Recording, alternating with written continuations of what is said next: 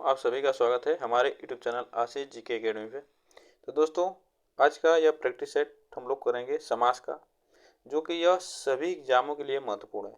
तो आप लोग इस वीडियो को पूरा अंत तक देखिएगा, जो कि इसमें हम समास का प्रैक्टिस सेट करेंगे और उसके बारे में एक एक करके हम लोग समझेंगे। तो दोस्तों, इसमें हम लोग बहुत अच्छे से समझेंगे। तो चलिए स्टार्ट करते हैं। और जो लोग चैनल पर नए जुड़ रहे हैं, तो आप लोग प्लीज़ चैनल को सब्सक्राइब कर लीजिएगा और बेल आइकन को दबा लीजिएगा, जिससे वीडियो का नोटिफिकेशन आप तक पहुंचता रहेगा। तो चलिए स्टार्ट करते हैं। वीडियो अच्छी लगेगी तो आप लोग वीडियो को लाइक जरूर कर दीजिएगा और चैनल वीडियो को शेयर कर दीजिएगा। तो चलिए स्टार्ट करते हैं। आज का पहला प्रश्न हम लोग कर रहे हैं। चरण कमल में समास है। चरण कमल में समास है। कर्मधारय, बहुव्रीहि, द्वंद्व, तत्पुरुष। चरण कमल में समास है, आपको बताना है इसमें कौन सा ऑप्शन सही होगा। तो चरण कमल में कौन सा समास होगा, आपको बताना है इसमें कौन सा ऑप्शन हमारा सही होगा। तो आप बताइए, तो चरण कमल में कौन सा समास होगा। तो देखिए, चरण कमल में जो हमारा समास है वह कर्मधारय समास है। कौन सा समास है? कर्मधारय। चरण के कमल के समान चरण जैसे कर्मधारय समास होता है। इसमें क्या होता है? इसमें हमारा उत्तर पद प्रधान होता है। क्या होता है? उत्तर पद प्रधान होता है। और इसमें विशेषण और विशेष्य का संबंध होता है। और इसमें कर्मधारय में उपमेय उपमान का भी संबंध होता है। तो आप लोग इसको याद रखिएगा। कमल के समान चरण, तो कमल के समान इसमें चरण है, जो कि इसमें कर्मधारय समास होगा। यहाँ उपमेय उपमान की बात कर रहा है, ठीक ना। तो इसमें हमारा कर्मधारय समास होगा। नहीं, आप नहीं समझ पा रहे हैं तो चेक कर लीजिए। देखिए, बहुब्रीहि समास में क्या होता है? इसमें दोनों पद मिलकर एक नया अर्थ देते हैं। बहुब्रीहि समास में तीसरा अर्थ होता है जो कि बहुब्रीहि समास में होता है। तो आप लोग तीसरा अर्थ होता है, दोनों पद मिलकर तीसरा अर्थ देते हैं। द्वंद्व समास में क्या होता है? द्वंद्व समास में दोनों पद प्रधान होते हैं। दोनों पद प्रधान होते हैं। और तत्पुरुष समास में इसमें भी क्या होता है? इसमें भी उत्तर पद प्रधान होता है। लेकिन इसमें क्या होता है? कारक चिन्ह का इसमें लोप हो जाता है। सिर्फ इसमें कारक चिन्ह का लोप हो जाता है, इसके कारण यहाँ पे तत्पुरुष समास नहीं होगा। और कर्मधारय समास में यह क्या कर रहा है? इसमें भी उत्तर पद प्रधान होता है, लेकिन यह क्या करता है? यह विशेषण और विशेष्य की बात करता है। तो इसमें हमारा विशेषण और विशेष्य, इसमें हमारा क्या है? कमल क्या है? इसमें हमारा विशेष्य है। तो यह कमल हमारा विशेष्य, इसके वजह से यह कर्मधारय समास होगा। आप लोग इसको याद रखिएगा, ठीक ना। ऑप्शन इसमें हमारा ए सही है। चलिए आगे चलते हैं। Question number second. सप्तऋषि में समास है। सप्तऋषि में समास है। कर्मधारय समास, तत्पुरुष समास, द्वंद्व समास, द्विगु समास। आपको बताना सप्तऋषि में कौन सा समास है, इसमें कौन सा ऑप्शन हमारा सही होगा। तो आप देखिए, द्वंद्व समास तो अभी बताएं, इसमें क्या होता है? दोनों पद प्रधान होते हैं और इसके मध्य और जो जुड़ा होता है उसको हम खंड करेंगे किसी शब्द को, तो उसमें और जुड़ता है, तो वह और योजक चिन्ह जुड़ता है। आप लोग इसको याद रखिएगा, योजक चिन्ह जुड़ता है तो वहाँ पे द्वंद्व समास होता है। तो सप्तऋषि में कौन सा समास होगा? तो यहाँ पे द्विगु समास होगा। क्या होगा? द्विगु समास होगा। इसमें द्विगु समास में क्या होता है? इसमें पूर्व पद जो होता है, पूर्व पद वह संख्यावाची होता है। संख्यावाची होता है। और उत्तर पद जो होता है वह संज्ञा होता है। जो उत्तर पद होता है वह संज्ञा होता है। आप लोग इसको याद रखिएगा। तो यहाँ पे उत्तर पद हमारा क्या होगा? उत्तर पद हमारा ऋषि, सात ऋषियों का समूह। तो यहाँ पे सप्त ऋषि, जो कि यहाँ पे ऋषि हमारा जो आएगा, अलग करेंगे इसको तो हमारा संज्ञा ऋषि आएगा। तो यहाँ पे हमारा डी ऑप्शन सही होगा, ठीक ना। चलिए आगे चलते हैं। Question number 3। गुरुदेव शब्द में समास है। गुरुदेव शब्द में समास है अव्ययी भाव समास, तत्पुरुष समास, बहुब्रीहि समास, कर्मधारय समास। तो गुरुदेव में समास है, आपको बताना है इसमें कौन सा ऑप्शन हमारा सही होगा। तो गुरुदेव में कौन सा समास है आपको बताना है। बहुब्रीहि समास में आप बताए हैं कि यह दोनों पद मिलकर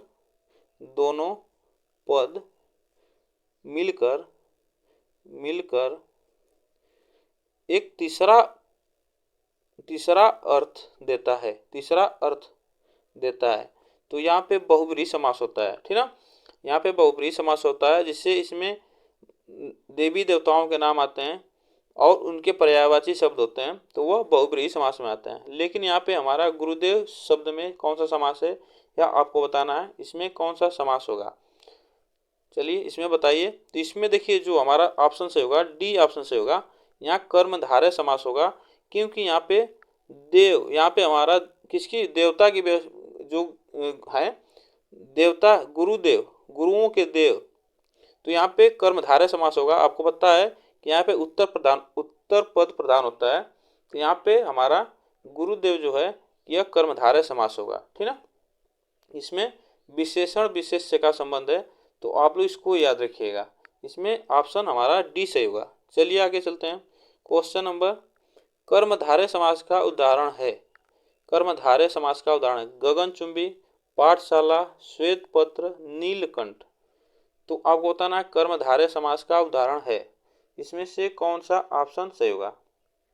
तो देखिए, गगन को चूमने वाला, गगन को चूमने वाला,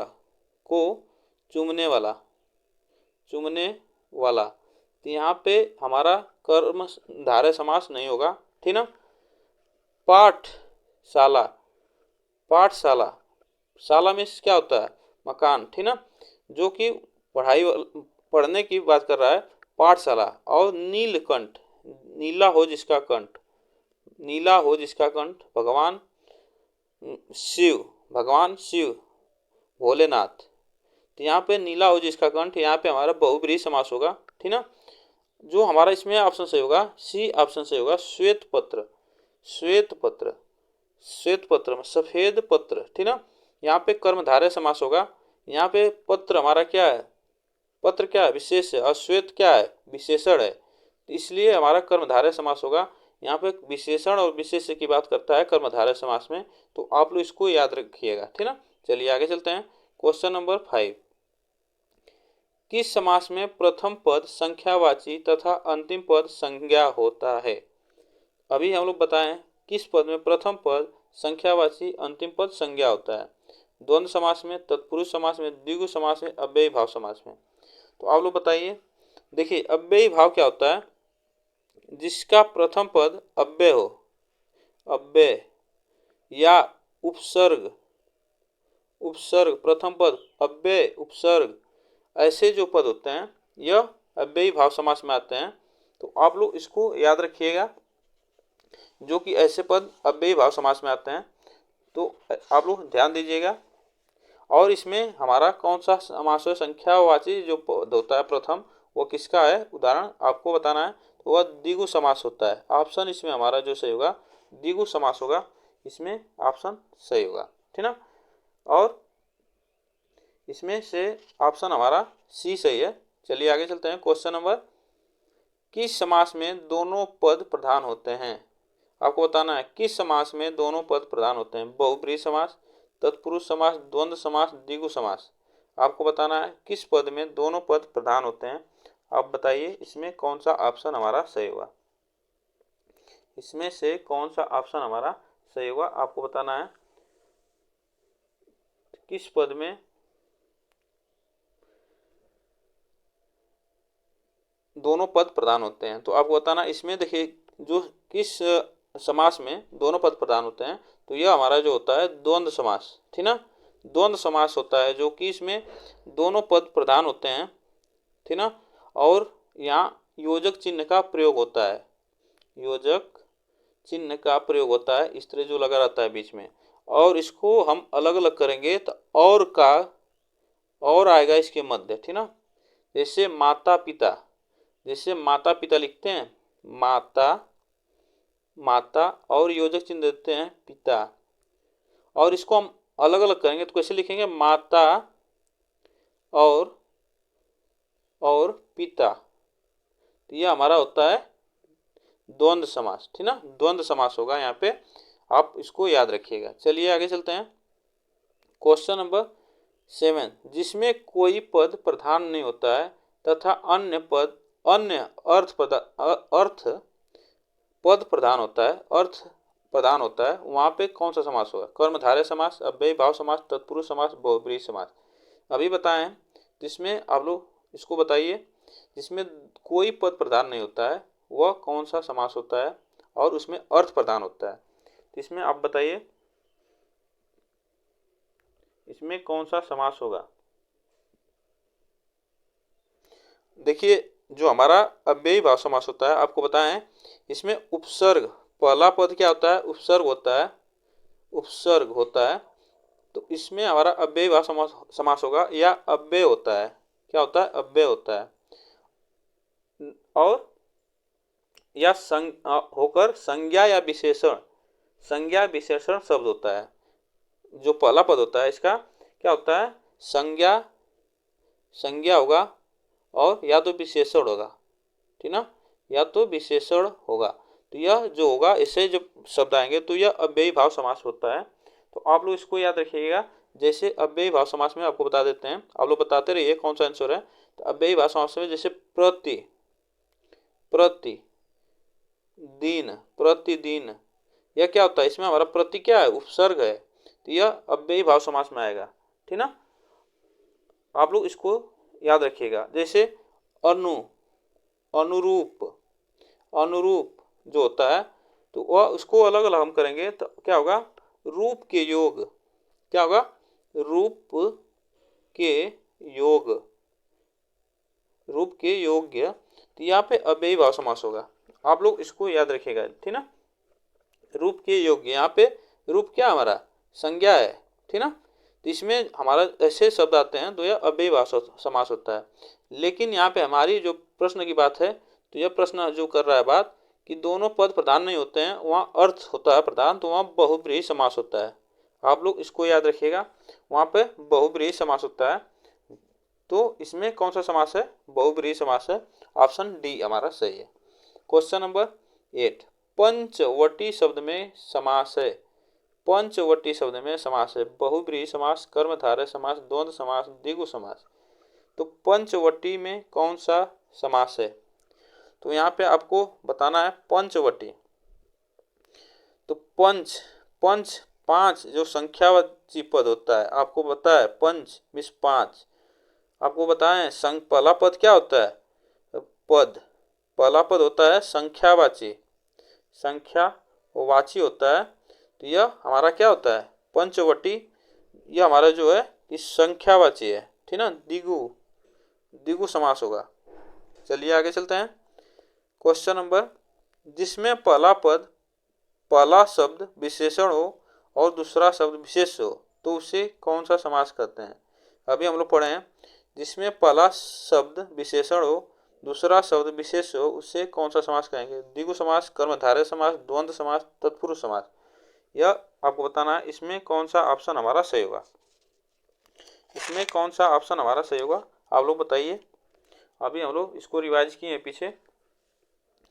तो इसमें जो हम बताए हैं, जिसमें विशेषण और विशेष की बात करता है, का संबंध होता है, तो वह कर्मधारय समास होता है, ठीक ना, कर्मधारय समास होता है, जिसमें इसका उत्तर पद प्रधान होता है, उत्तर पद प्रधान होता है, ठीक ना, उत्तर पद प्रधान होता है। अब तत्पुरुष समास में भी उत्तर पद प्रधान होता है, लेकिन यहाँ पे कारक चिन्ह का लोप होता है, इसके कारण यहाँ पे हमारा क्या होता है, कर्मधारय समास होगा। आप लोग इसको याद रखिएगा, ठीक ना।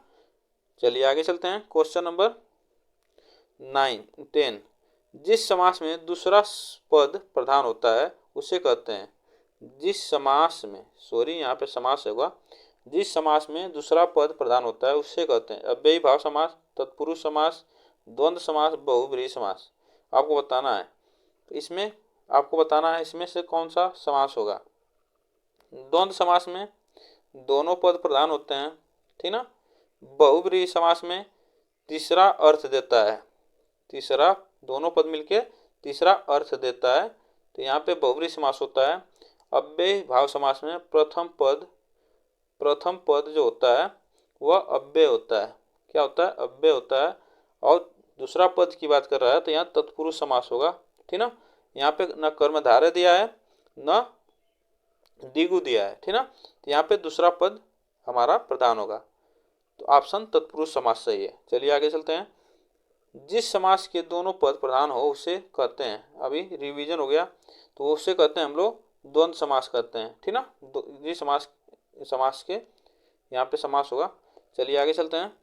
यथाशक्ति में कौन सा समास है? यथाशक्ति में कौन सा समास है? बहुब्रीहि समास, अव्ययी भाव समास, करण तत्पुरुष समास, द्वंद्व समास। यथाशक्ति में कौन सा समास है आपको बताना है, इसमें से कौन सा ऑप्शन हमारा सही होगा। यथाशक्ति में कौन सा समास होगा? तो यथाशक्ति में कौन सा समास होगा, देखिए आपको बताना। अभी हम पढ़े थे कि जिसमें आप लोग जानते हैं बहुब्रीहि समास में तीसरा अर्थ होता है, करण तत्पुरुष के द्वारा यहाँ पे करण तत्पुरुष होगा, और द्वंद्व समास में दोनों पद प्रधान होते हैं। यथाशक्ति यहाँ पे आपको बताएं, जो प्रथम पद क्या होता है? अव्यय होता है। किसमें होता है? अव्यय, और उपसर्ग होता है। उपसर्ग होता है, क्या होता है? उपसर्ग होता है। तो वह किसमें होता है? अव्ययी भाव समास में होता है। तो यहाँ पे अथा हमारा जो है यह क्या है? अव्यय है या उपसर्ग है, ठीक ना। तो इसमें हमारा क्या है? अव्ययी भाव समास है, ठीक। चलिए आगे चलते हैं। क्वेश्चन नंबर 13, मनमाना में कौन सा समास है? मनमाना में कौन सा समास है? अव्ययी भाव समास, कर्मधारय समास, तत्पुरुष समास, बहुब्रीहि समास। मनमाना में कौन सा समास है आपको बताना है। मनमाना में कौन सा समास है? मनमाना में कौन सा समास है? इसमें से आपको बताना है मनमाना में कौन सा समास है, इसमें कौन सा ऑप्शन सही होगा। तो देखिए मनमाना, इसमें जो हमारा ऑप्शन सही होगा, कौन सा सही होगा? तत्पुरुष समास सही होगा। मन के माना, ठीक ना। तो मन माना, अपने मन के माना, तो यह क्या यहाँ पे होगा? मन माना। उसको अलग अलग करेंगे तो मन के माना तत्पुरुष समास होगा। यहाँ पे कारक चिन्ह आ रहा है, ठीक ना, यहाँ पे लोप है, तो इसलिए यहाँ तत्पुरुष समास होगा, ठीक ना। ऑप्शन इसमें हमारा सी सही होगा, ठीक। चलिए आगे चलते हैं। क्वेश्चन नंबर 14, उपकुल में कौन सा समास है? उपकुल में कौन सा समास है आपको बताना है। उपकुल में कौन सा समास है? द्वंद्व समास है, द्विगु समास है, अव्ययी भाव समास है, तत्पुरुष समास है। तो यहाँ पे आपको बताना उपकुल में कौन सा समास है। देखिए उपकुल में कौन सा समास है, देखिए यहाँ पे उप, इसको अलग अलग करेंगे।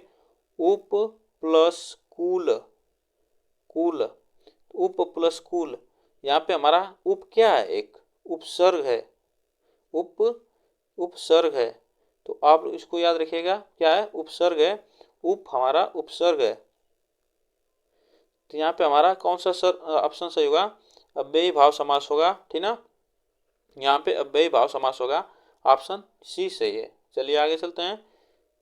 चंद्रशेखर में कौन सा समास है? चंद्रशेखर में कौन सा समास है? तत्पुरुष, कर्मधारय, बहुब्रीहि, द्विगु। तो चंद्रशेखर में कौन सा समास है आपको बताना है, इसमें से कौन सा ऑप्शन हमारा सही होगा। चंद्रशेखर में कौन सा समास है? तो इसमें देखिए चंद्रशेखर आपको बताए कि देवी देवताओं के नाम और उसके पर्यायवाची शब्द जो आते हैं वह किस में आते हैं? तो वह बहुब्रीहि समास में आते हैं। आप लोग इसको याद रखिएगा।